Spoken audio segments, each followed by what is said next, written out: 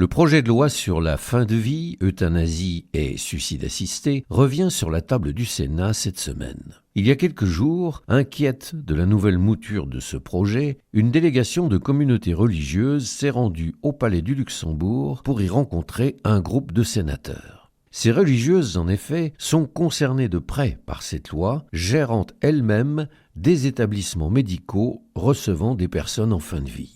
Or, la loi telle qu'elle se présente aujourd'hui n'autorise aucune dérogation possible au nom de la liberté de conscience. Elle va même très loin, puisqu'un professionnel de santé ou un responsable d'établissement qui refuserait de pratiquer l'euthanasie pourrait se voir infliger 2 ans de prison et 30 000 € d'amende. Ces communautés religieuses ont donc affirmé leur refus catégorique d'appliquer la loi qui va à l'encontre de leur conscience, quitte à aller en prison ou à fermer leurs établissements. 2 ans de prison pour refuser de tuer. On en est là. Pourtant, la liberté de conscience est une pierre d'angle du respect de la dignité humaine. Il fallut de longues années pour que soit reconnu le refus de porter les armes, mais l'objection de conscience finit par être reconnue. Le droit à l'objection de conscience au service militaire repose sur l'article 18 du Pacte international relatif aux droits civils et politiques. Il a été reconnu en France en 1971. Il semble qu'aujourd'hui, le même type de combat recommence.